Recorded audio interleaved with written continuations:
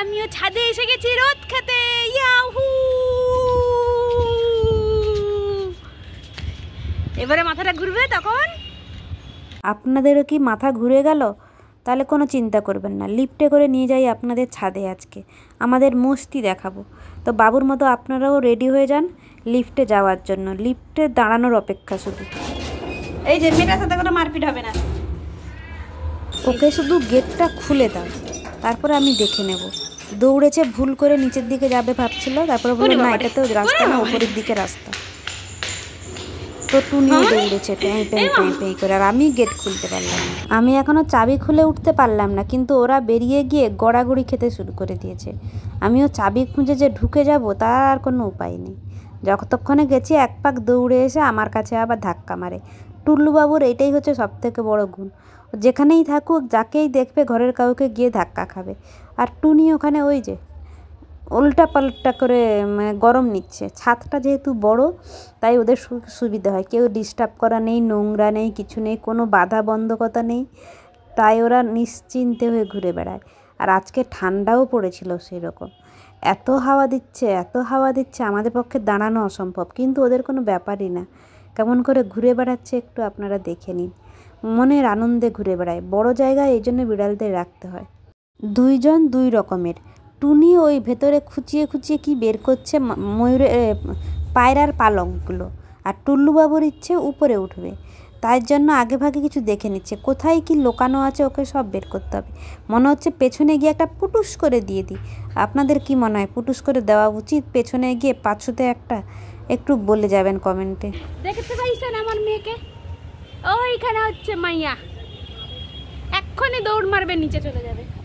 এখন উনি গড়াগড়ি খাচ্ছেন।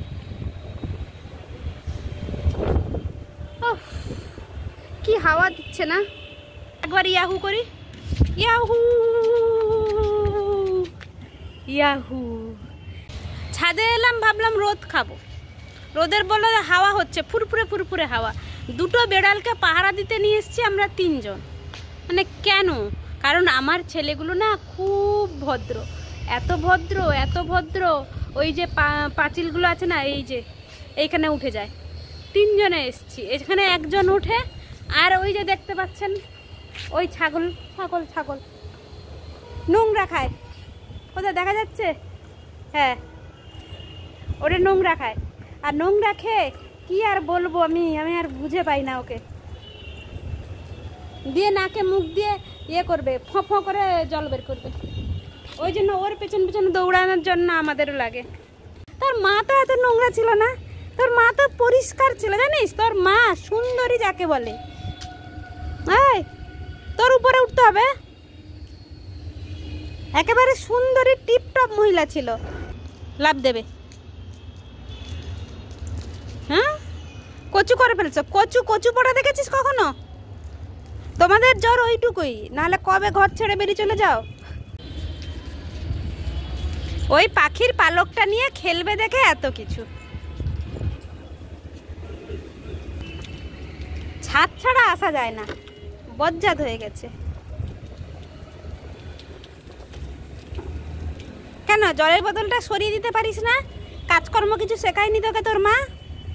হ্যাঁ, টুনি কিছু শিখিয়ে দিয়ে, টুনি না টুম্পা, টুম্পা কিছু শিখিয়ে দিয়ে যায়নি তোদেরকে? ওই আরশোলা, বিদেশি আরশোলা। আমার বাচ্চাটা উল্টে গেছে, কেউ সোজা করে দে রে ভাই। পুরো নিকু নিকু লাগছে, নক্কো নক্কো নক্কো, তকো তকো লাগছে, তকো বাচ্চা, ছোট বাচ্চা আমার। এ কি, কে উড়ে চলে গেল? ওরে চিল উড়ে গেল, তোকে এক্ষুনি তুলে নিয়ে যেত। একটা বড় চিল উড়ে গেল তোকে তুলে নিয়ে যাওয়ার জন্য। আপনারা একটু ওর চোখের দিকে তাকান, সূর্যের আলোর জন্য উপরের দিকে তাকাতে পারছে না, তারপরেও তাকে চিল ধরে দিতে হবে।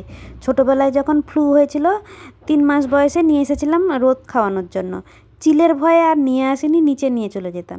এখনও 2 মিনিট অন্তর অন্তর সবার কাছে গিয়ে ধাক্কা লাগাচ্ছে। আপনাদের কি মনে হয় ওকে কি চিল তুলে নিয়ে যেতে পারবে? একটু কমেন্ট করে জানিয়ে যাবেন। কেমন লাগছে ভিডিওটা অবশ্যই জানাবেন। আজকের মতো এলাম, দেখা হবে পরের ভিডিওতে। Bye bye.